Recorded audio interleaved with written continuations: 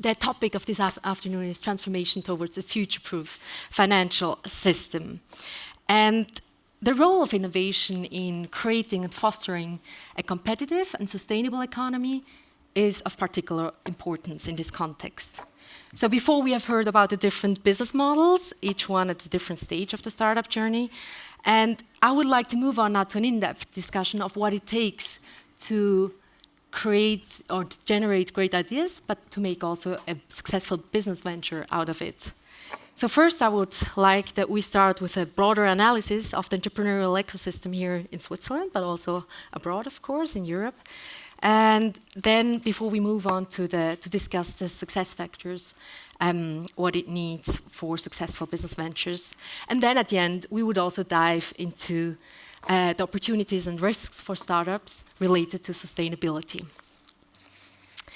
So, I mentioned before that the entrepreneurial ecosystem is the foundation of a prosperous economy. And all of your organizations, they're somehow part of this entrepreneurial ecosystem. So I would like to address the first question to you, Mrs. Eggimann. The Swiss Innovation, or Innosuisse, the Swiss Innovation Agency, is a federal entity under public law and provides a different set of services and facilitation services to startups and other innovation projects. So what is the role of policy and regulation to create and foster an effective entrepreneurial system? Well, I think policy is very important. First of all, and I think that's much more important than what we can offer as an innovation promotion agency, is that there is a good framework for entrepreneurial activities. I mean, you need no or at least low administrative hurdles in order to create companies, for example. I think in Switzerland one could do better than, you see that in the US, for example, they much faster till they have created a company. I think you need also a good tax system that gives good opportunities to startups and maybe also to investors. And you need a regulatory setting that does not prevent new ideas, but supports them, but gives at the same time also a security for the solution you offer. So and I think this is very ambitious. We, as an innovation agency, we have a complementary and a subsidiary role. We can support concrete innovation projects, and we can also offer coaching and advice to startups. You mentioned before that Switzerland can do maybe even better if you look at the United States or maybe even Singapore, also in the fintech field. So to what extent can the government support or even increase its support or change something, as you mentioned before, to even increase the competitiveness? Well, as I said, I think we have potential with respect to the tax system, with respect to administrative hurdles for the creation of companies. I think there are a lot, is a whole set of activities and measures that could be undertaken in order to even improve the framework conditions for the creation of entrepreneurial activities. Because maybe you can also respond to that, because often Swiss citizens, not many consider entrepreneurship as a desirable career choice because of high living costs, high opportunity costs. Is that one of the reasons, or are there other reasons? What is your opinion on that? I'm now 7 years active in the startup scene, and I have seen hundreds of startups, very successful ones, a lot of them not so successful but still existing, and just a few who will not survive. And it's not the people potential we miss. And for sure, I would have many pain points or bad points where we could improve. But the entrepreneurship part, as a student or when you're 2 or 5 years in your career and you're going to switch to a startup, that's a big step. And I see on the student level, I see more energy. I have my classes every year. And when I ask them, do you go to a startup maybe? You see many hands raising them before. Before it was banking. And now it's between Google and your own startup. But on the other side, I see a lot of people who dream of being an entrepreneur, going to a startup. And the most of them don't make their dream come true. They're afraid of it. It has nothing to do with living costs. They're really afraid of it. But maybe because Swiss are specifically risk-averse compared maybe to other cultures? Is that one of the Yes, reasons? it can be. Yeah, and when you look at the startups, you see a lot of foreigners in the startups. ATH students from everywhere of the world want to do startups. But when you go to Silicon Valley, same thing. The young Americans are not there. And when you go to Singapore, the young Singaporeans are not there. I mean, it's not a Swiss-specific thing. Yeah, but definitely we could foster a culture of failure as well, so that it's not very much criticized if you fail with your company. So so the Swiss ICT Investors Club is a very active partner of the Swiss startup scene. So you have a profound knowledge of this ecosystem that we have here. What do you think of our funding landscape here in Switzerland for startups? Maybe just some background on the SICTIC. It's a very strange name. I apologize, but we only had 5 minutes time to take the name. But it's a platform where startups can pitch on a regular basis, on a monthly basis. 2 of those 3 startups were also at our event. I'm not sure if you have pitched in one of our events, but it's very normal for a startup to pitch at a SICTIC event. And on the other side, we have angel investors who want to invest into startups. So that's not a show where you see some startups doing some stuff. It's really investors interested into startups. And we built up this organization because there is a lack of funding of early stage investments. This is one reason. The second reason is still people are afraid to invest. And when you go to Silicon Valley, angel clubs are very normal. When you go to New York, very normal. When you come to Europe, it's less normal. But our organization is really something special because when you see at our 250 members, the most of them are not rich people or super successful serial entrepreneurials, so normal people, because the ticket you invest is like 20K for the beginning. So it's reasonable. I would say I had lost a lot of money on the stock exchanges in the last few years, more than that. And coming back to that, well, it's an important point. We have enough money everywhere, but it's not properly allocated, and it's also hard to invest in startups if you don't come to an organization like us, because there's so many startups. How can you look at them? Is that a good one or a bad one? And you need experience. So I had a lot of losses too with startups, and hopefully I will do better in the next years. So going back to the initial question, so there's definitely a financing gap at the early stage. What about the growth stage? Very concrete, we have a problem on the VC money. So this is A series and B series, and there's a simple reason for it. It's exit. If a VC invests, he wants a 10 times back from his money. And for a Swiss startup, we don't have so much chances for Swiss companies to exit.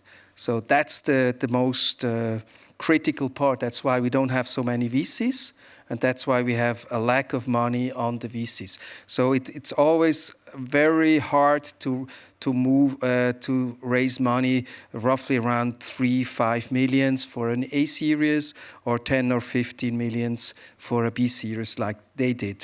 They invested a lot of time, that millions of pitches to millions of investors, and that's really bad. Now we have 2 initiatives.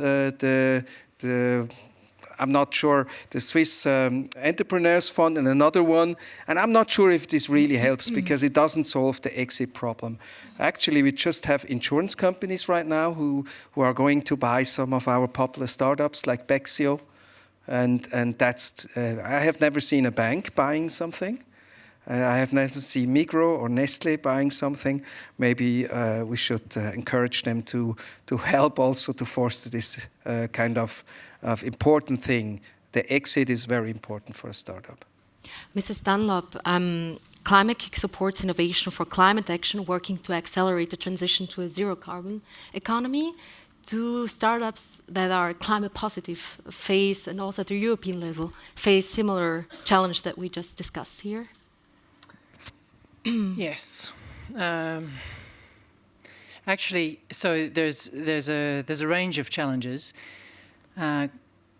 Startups that are climate positive are handling something which is stretched between the needs and demands and expectations and opportunities of a world that is sustainable, and the tensions of sustainable finance, which is not actually wired at all for a world that is sustainable. So you have and if I make that very practical, we see a lot of startups come in with a combination of a good team, a good project, and a compelling argument around climate impact gets money, and it moves. As soon as they hit B, C series, even early enough in A, they are starting to come under pressure to dilute their climate impact objectives in order to get reasonably short-term profit and return. And it's a completely endemic mechanism. As far as I'm concerned, there is a massive structural tension between the logic of investment capital and the logic of what we need to change the world out there in order to survive in it. And it's a fascinating problem. We see a very, very few growing now number of startups where what we see is a lot of rising interest in individuals wanting to become climate entrepreneurs, showing up with reasonably good ideas, coming out of the big blue chip universities with excellent technology ideas, but on the whole with very, very conservative classic business model thinking. They are assuming that ventures need to be built in the way in which digital startups are built. It's very structured, it's very predictable, it's absolutely expecting to have a series of venture building relationships in the market. Very, very few of them come looking for and equipped with and open to alternative structures around the way in which they're going to build the company and the way in which they're going to work with investment. And so, of course, as soon as they do hit the venture markets or they hit any form of investment capital markets, they find it very hard to hold their ground and hang on for impact. Yeah, so there's definitely a need to streamline actually financial resources into startups at the growth stage who need venture capital. Mrs. Dunlop, you have profound knowledge also of managing innovation and transforming organizations from within. On the one hand, from your previous work experience at Suncorp in Australia, but also at Generali in Italy, and of course now also as the CEO of Climate-KIC. So how can, innovation and can also come from established companies. So how can they adopt a startup mind to accelerate innovation from within? So from my perspective, it very much depends what established companies want from entrepreneurship.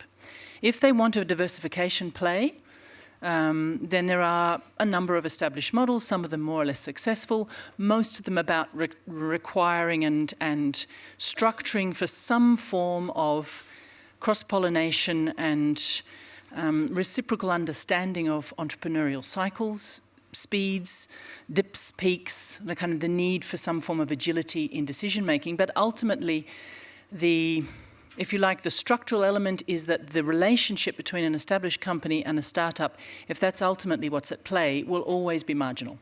You will create a diversification, you may have an option to invest deeper, you'll have to think about dilution over time, you won't change your core business model. If you care to change your core business model. In other words, if what drives you as an established organization is the concept of strategic risk, and by that I don't mean strategic management of risk, and I don't mean the risk that your strategy is not implemented well, I mean the risk that the world changes around you and literally pulls the rug out from under your feet because of a set of changed consumer expectations, regulatory environments, technology possibilities. If you reframe and understand that innovation is your wisest, most cost-effective and business model generating effective mechanism for understanding how to renew and re-establish an alternative business model that's more coherent with what's emerging, then you can establish a very different kind of relationship. But it's leveraging innovation not as a revenue stream diversification or as a compliance tick to capital markets looking to see that you know what innovation means and that it's something that fits in your kind of strategy portfolio of your strategic thinking and vision, but as a deep relationship with a learning mechanism to enable you to generate alternatives. It requires a very different kind of structuring. And a structuring that is deeply porous, that is very much about having a relationship with startups that is not about control, but is about, in fact, securing the long-term disruptive intent of those businesses and asking for and winning the right to have access to learn from and consider how those business models might transform the entire core business assumptions of the main business. If I think of one example of where I've seen that work unusually well, was the way in which BBVA took on a couple of the really big fintech. And what mattered was not what they did with the startups, but what they did with their own decision-making mechanism. By creating a veto mechanism where the decision-making instincts of core management had an override from the entrepreneurs that they were working with, they really changed the internal logic of what is the relationship between this established organization and the learning environment of entrepreneurship we're connecting to. So actually an option for both established companies and startups to have a win-win situation would be to collaborate. But you mentioned that you saw just one successful example of that. What about, did you see other examples where it has been a success for both sides? My investment sweet spot, I'm invested in 70 startups, so 17, not 70, is B2B. So I was very interested, or I saw the opportunity because banks or financial services industry, insurance are very bad, sorry to say that, 10 years behind, need maybe startups to get this innovation part of it. And I think that works pretty well. Conto Vista is one of the Swiss examples we have, which was first thought they want to do personal finance planning management on their own. And then they saw that the banks were really afraid and against them. And so they really changed their business model to a B2B white label platform. And now Conto Vista, all cantonal banks are using PFM, so personal finance management, as a feature in their e-banking system, which is pretty good. And I would have hundreds of examples of this. So I would suggest that best way is cooperate on one side, and the other side is if they're going to buy a startup, not investing, just buy it. Also, they have to be careful not to destroy the culture and the innovation of the startup, which mostly happens. And there, the tech giants are much better, like Microsoft, Google, because when I go to one of my startups and saying I have an offer of Google, will be everybody on board for the next 5 years? They raise their hands. Okay, thank you very much. So, all of your organizations, would like to know a bit more about what your organizations are actually providing in terms of support for the different startups. So you support them, be it in terms of advisory or also financial support, helping them to grow during their journey from having an idea to scaling their businesses. So, Mrs. Eggimann, Innosuisse, could you please elaborate a bit more how you help Swiss startups here in Switzerland and how you also help them to grow beyond their geography? Yeah. Well, we are a public funding agency, So that means that we have a budget of about 250 million Swiss francs per year to invest. About 70% of the budget goes into innovation projects. But this is quite particular to Switzerland. In Switzerland, we are not allowed to finance directly companies.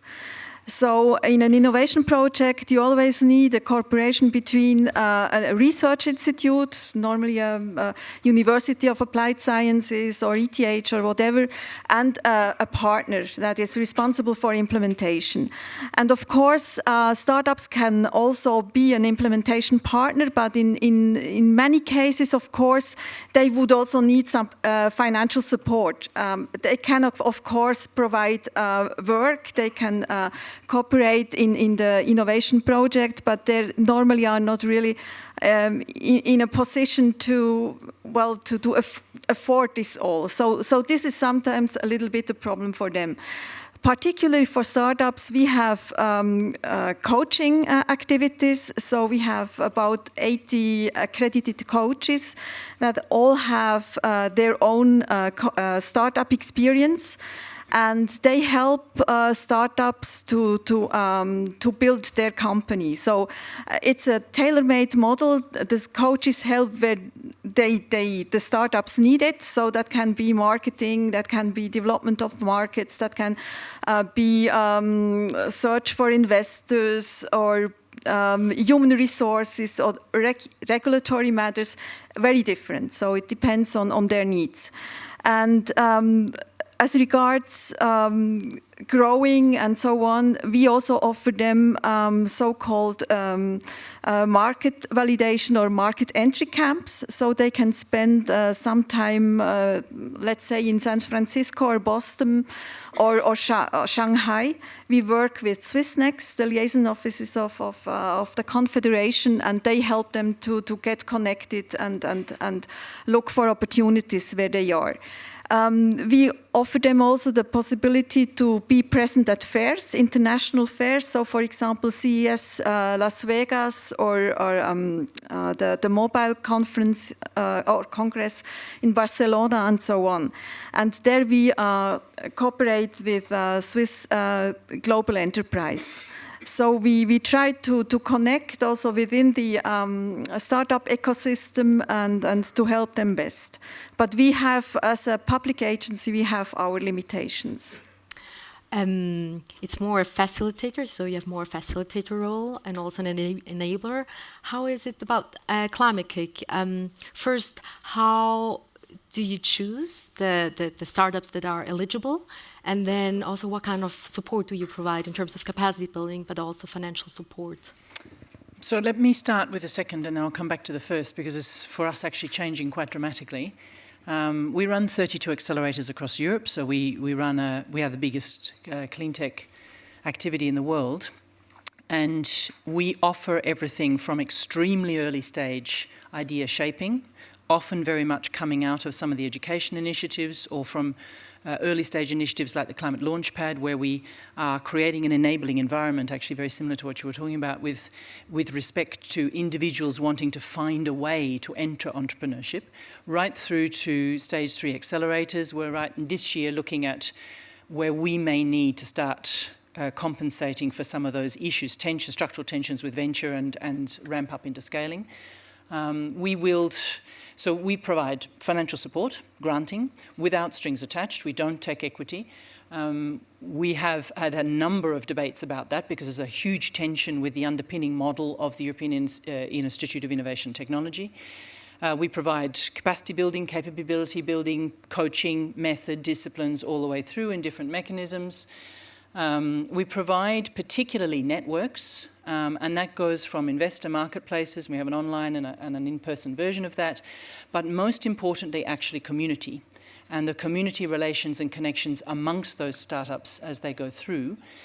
And what is changing in the way in which you asked about selection, what is changing in the way in which we are working, we will be 10 years old at the end of this year.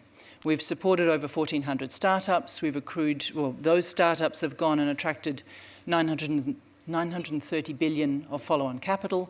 These are big, some of these are big names. They're Lilian, Volocopter, Tado. They're organizations pulling in big money. Climeworks is one of the organizations here in Switzerland. Insect just pulled in 175 million. What we see is that the relationship between what we are doing to support entrepreneurship and startups and the problem that we exist to solve. We are a European instrument, a private company owned by a not-for-profit whose core purpose is to address climate change in terms of both mitigation and adaptation in time. So that's 10 years. Is that you look at what we've done and it doesn't add up to change. It adds up to a lot of innovation productivity, but not to the kinds of dynamics of profound systemic shifts that we need.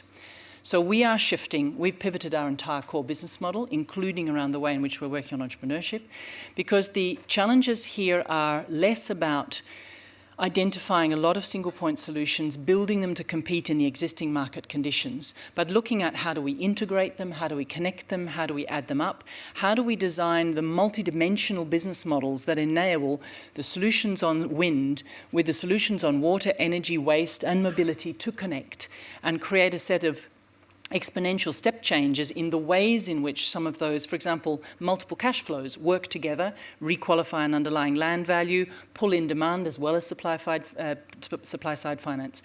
So we are using now a very deliberate portfolio logic. So instead of the classic case of we put out a call, we ask for ideas, we assess the innovativeness of the projects, and then we choose the best, where we're basically looking for winners. We are now composing a set of relationships and choosing we're going to put this combination of things in because we think they can work with one another, represent very diverse attempts to solve for these problems, and because they're connected and working and know of each other, start to look for the unlooked for opportunities in the relationships among them. And that is really working towards changing quite profoundly the way we work. And a lot of it now is introducing a very heavily demand-led focus, so anchored around change owners like cities, regional governments, big business, and then composing and working on portfolios of solutions that are generating options and are quickly seeking to generate the kinds of options that you can put massive scale and regulatory change behind. Mm-hmm. So we will touch upon how you can actually accelerate transformation or transition to a zero carbon economy. We'll touch upon this topic later as well. So Mr. Mogicato, you are an angel investor, board member and advisor yourself, so you're very close to the companies as well. So in which areas do you see that Swiss startups need most support? Except for financing, of course, that we mentioned before, but are there other areas where they need specific support? Also, first of all, we have a very good ecosystem for startups, and I just have to say that Innosuisse is doing a great job on that one.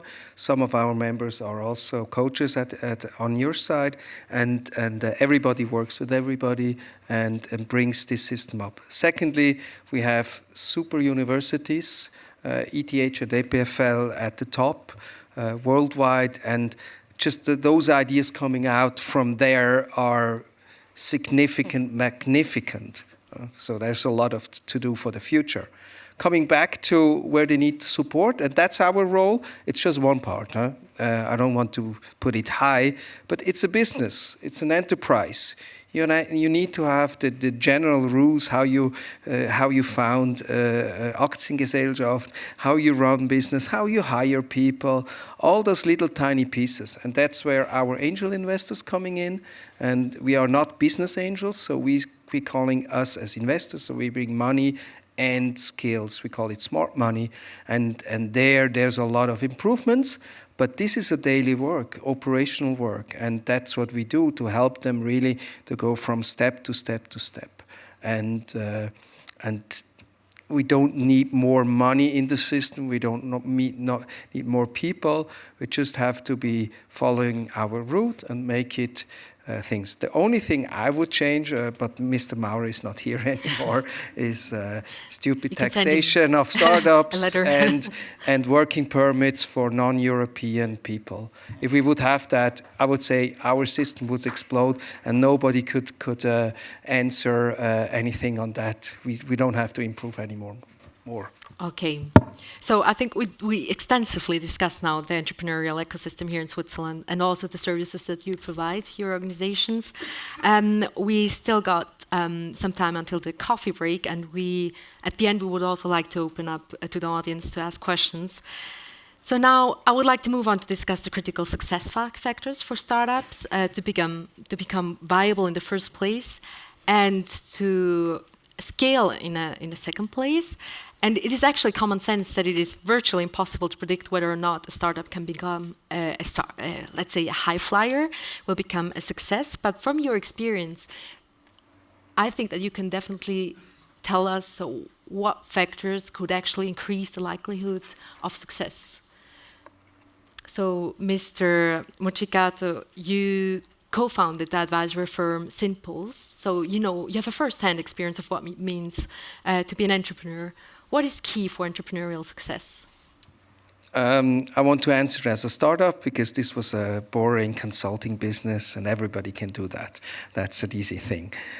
For the startup, we have three things. And the best example is when you look at Tilman, who presented his startup today. I mean, what he tells us, the vision, his energy, his personality, who shows it. I would like to invest in that startup just because to be part of that team. And this is my most success factor. It's a good team. We don't invest in single person companies. We don't invest in not diverse teams. So if everybody's from HSG and nobody's from the tech side for a fintech, it's difficult. So we look on the mix on the team and that it's good. And third, that's now my personal opinion, technology-wise, because I'm doing software. They have to be good in software. So modern architecture, modern tools, good UX. And then the rest is just hard fight if your idea is successes. And just to be aware, most of my startups have pivoted their business idea. They started with something mostly broad, and they had to focus. Maybe they had to change the focus. So that's very normal. And that makes entrepreneurship. You're getting up in the morning, you're stressed because you don't know if you're successful. You work stressed during the day, you go to bed stressed, and then you wake up in the night sweaty, and you're still stressed. So for every entrepreneur, that's normal. And if you survive that stress, you will be successful, maybe super successful, but the most of them are successful. So I actually wanted to say that there are more positive aspects to become an entrepreneur in Switzerland, but actually if you're all the time stressed, maybe you have to rethink that. Positive stress should be good, I heard.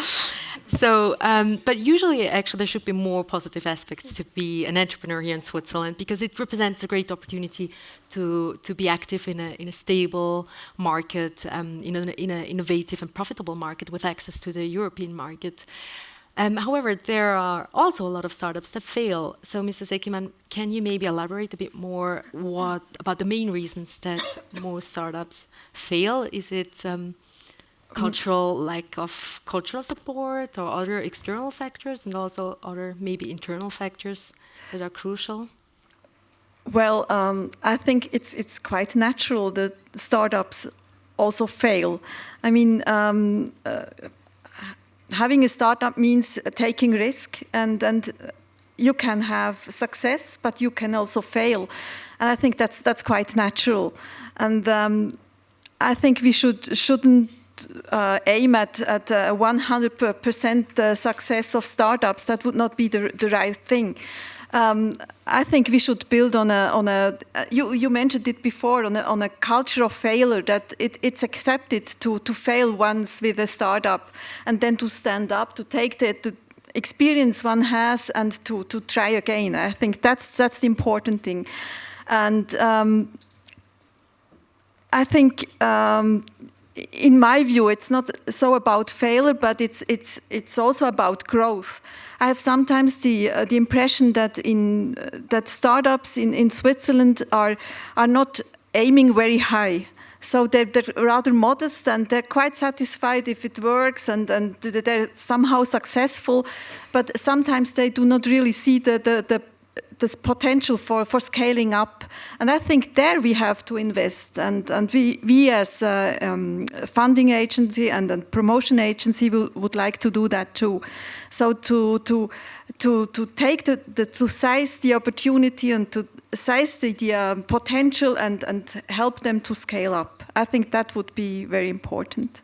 As you mentioned, there is this deeply anchored modesty in Switzerland, so maybe this is also something that we have to change, and then maybe we can also learn something of the success stories that have been supported by Climate-KIC. Yeah, you wanted to mention something? Can I argue on that? Yes, growth is a problem, acceleration is a problem, but it's getting better the last 2-3 years. I can tell you that because the selection of the startups will if they're not internationally oriented, if they're not growth oriented, if they just want to do a super product, they don't get any money anymore. So going to the success factor, to the success stories. So Climate-KIC incubated more than 2,000, if I'm not wrong, more than 2,000 climate-positive companies in the field of urban transition, finance, but also in sustainable production systems, making Climate-KIC actually one of the largest startup communities in the world.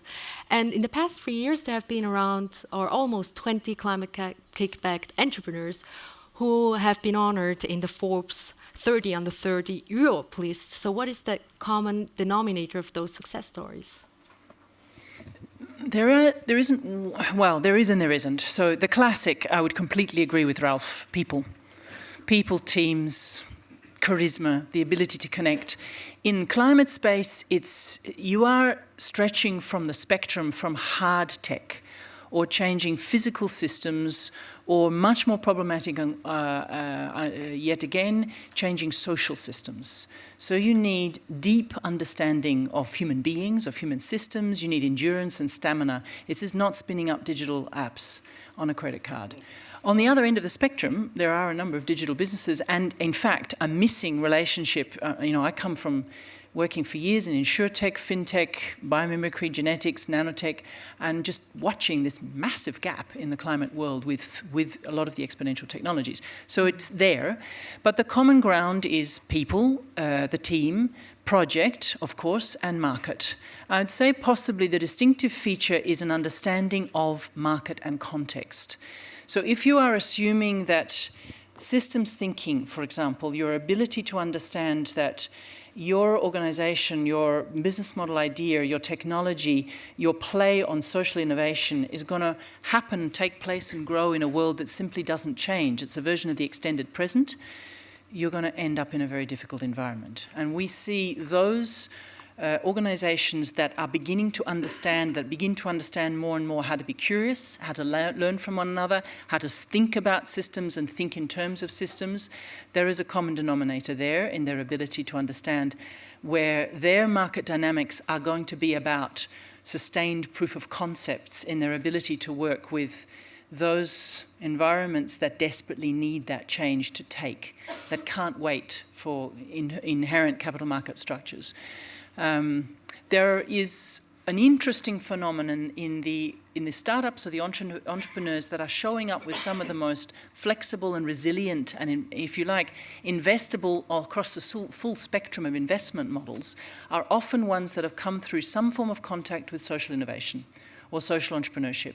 And they have a broader understanding and a broader or perhaps less boundaries in their own thinking about the ways in which they can think about governance models, information technology models, data models, financing models. They're coming in with a much more open, richer color palette in terms of the way in which they're building businesses. And this is where we see some of the big spikes through. So we discussed now about the key success factors, some of them, as you mentioned, the team, the charisma, the ability to connect, but also the flexibility.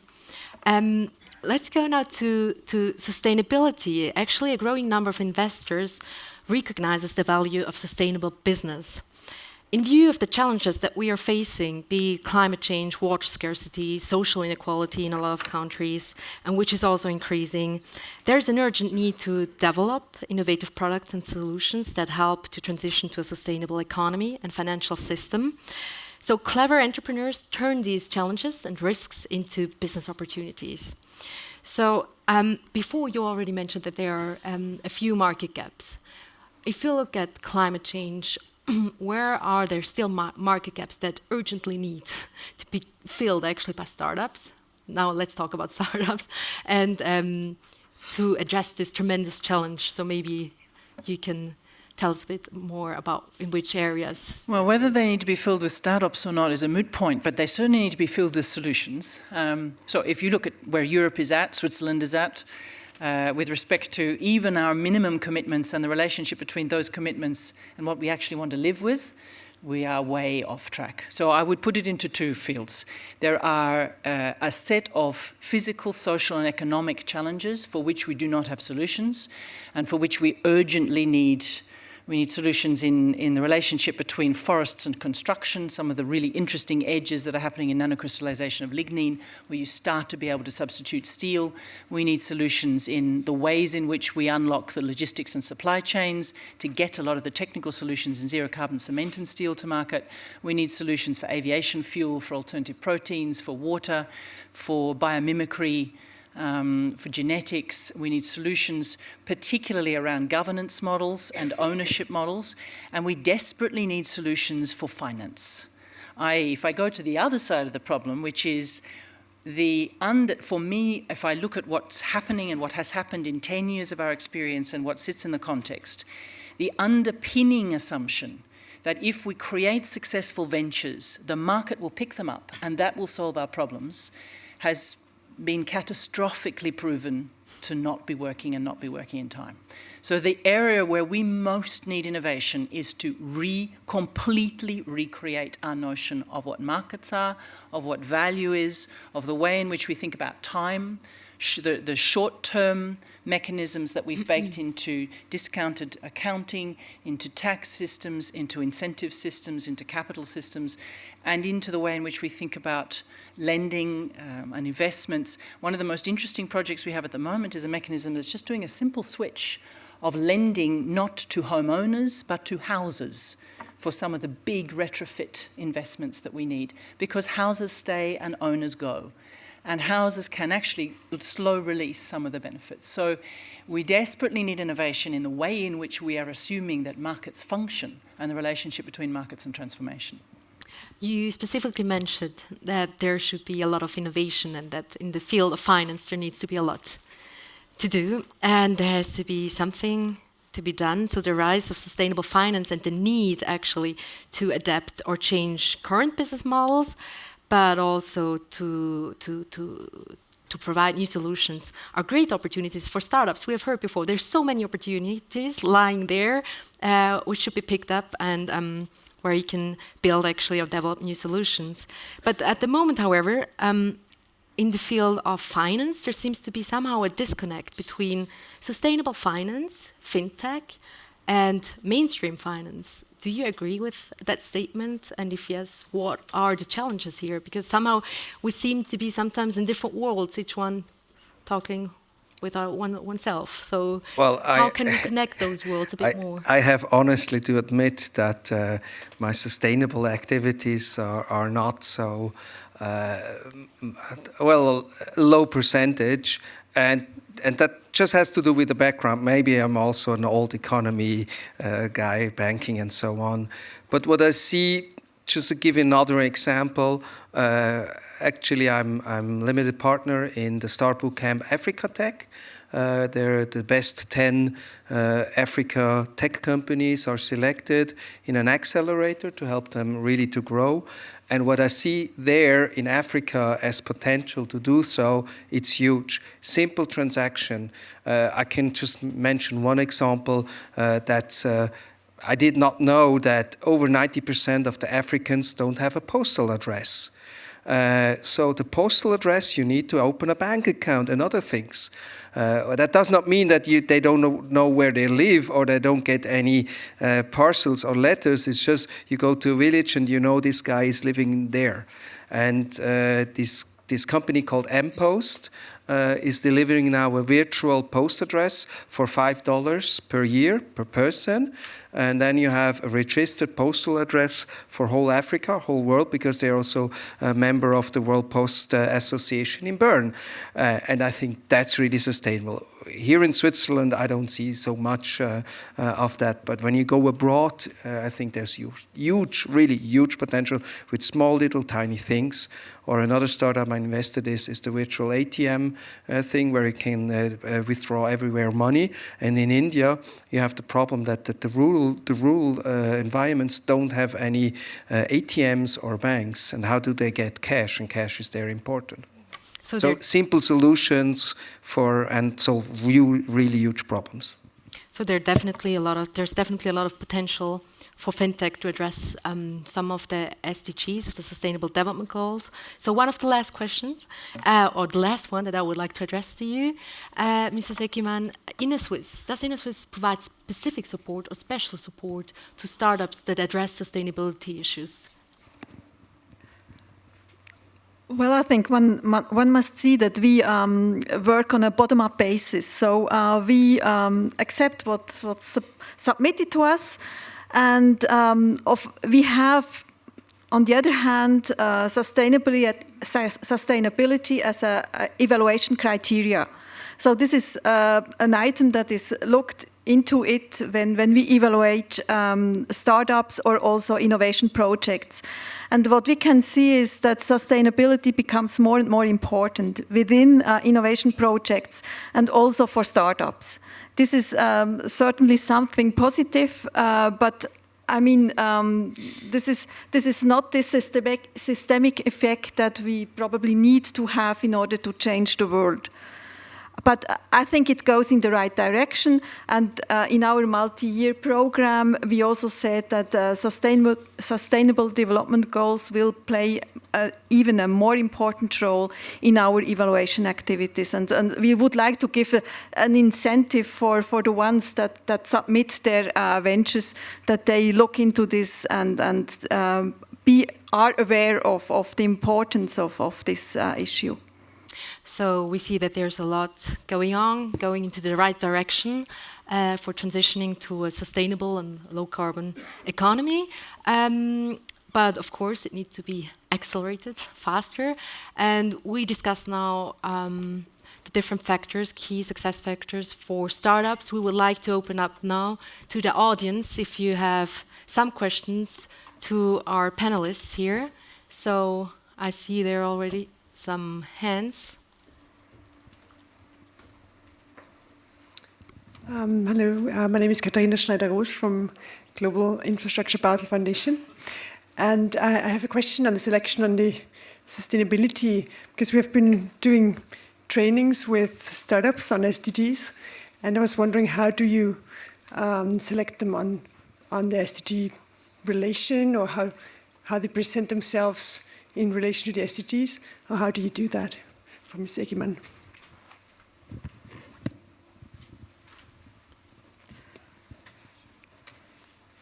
Well, the ones that submit a proposal, they have to have a business plan, and they have to show where their innovation lies, how they want to go to market, what they will change, and this is evaluated by our experts.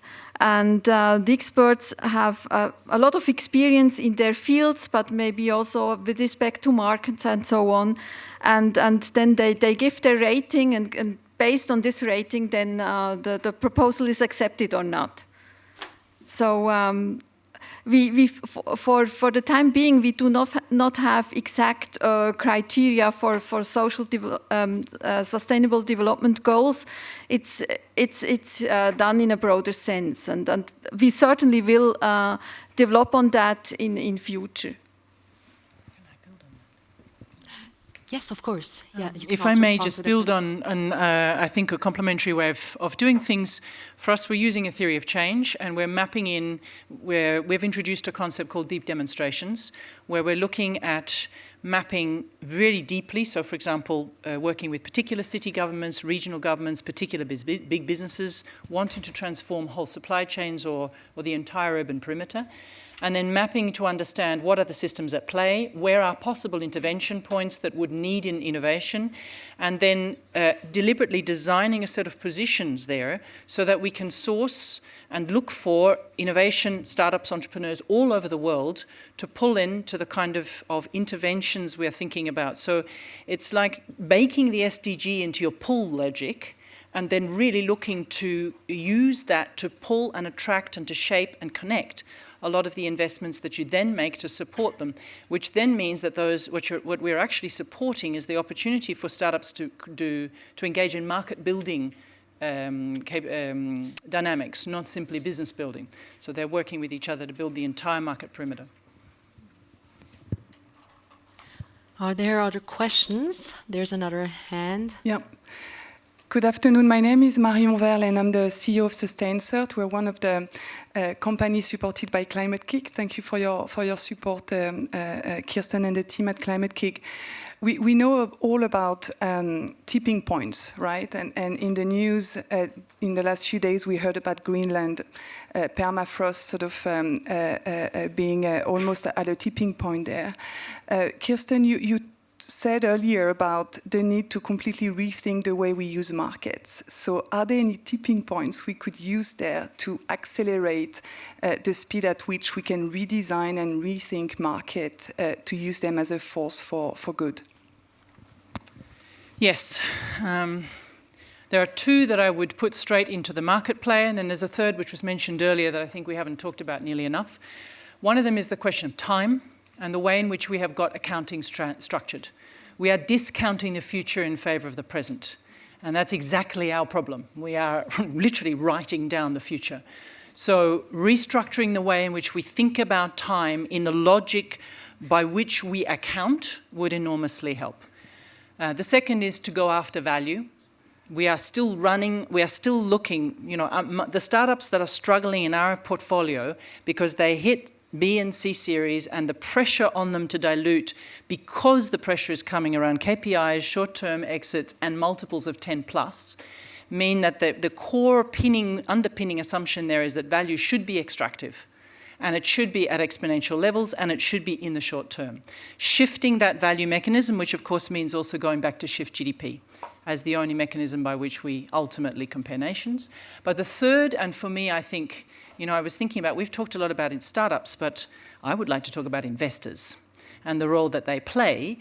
And in this particular country and context, the role of risk capital and insurance is probably the biggest opportunity to change the structures we're dealing with and open up market opportunity. If you think, take tipping points and you think that the core business model of insurance won't survive in any case unless it shifts its business model because of issues around algorithmic trading, because of issues around data, and the way in which you need to change your relationship with information asymmetry. But the opportunity to shift the core model from fixing things when they're broken to preventing them and reducing the underlying risk in the first place and directing capital into the multitude of technologies that would change our risk exposures and risk outcomes, that's a big business. That's a trillion business.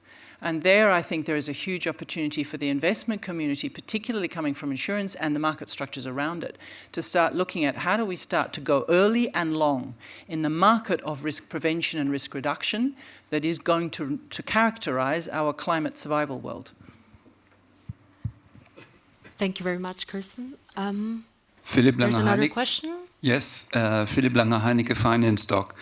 If I got Mr. Mogicato right, he said often the best solution is to provide B2B solutions. And on the other hand, he said if the financial industry has not been very good in leaving the culture intact. We had here an example of Voya. First, I want to say I tried it. It worked perfect. It gave a solution. Everything is fine. A nice digital app. But it's the same situation in all the fintech solutions. Virtually none in this portfolio solution, investment solution has been successful. Either they were taken over by established players and lost a big part of their culture, or they did not get enough business attracting direct retail investors, attracting everyone to us. You need enormous marketing, whatever business. And a lot of these good ideas virtually circumventing the established channels. So probably they would lose a lot if they go in cooperation with established businesses. What are the solutions to get them that they can stay in maybe 5-10 years markets, have cooperation, so that they can attract every one of us? Is that a statement or a question? Just to answer you from a startup investor point of view, you have to be focused. If you like B2C, as they do, as Tillmann do, then you have to have knowledge as a smart investor to do so. We don't have so many of them. That's why I do B2B. I'm expert in B2B. I know all the banks, insurance companies. I know the guys there.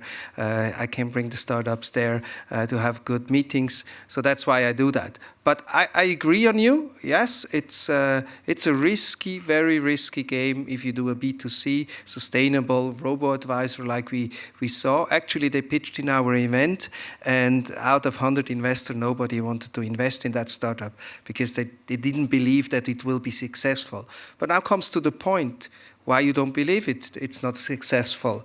Is it the wrong idea? And now comes all the history, the DNA of your persons, why you are not investing. And I think that's when I learned something today is I have to change myself too.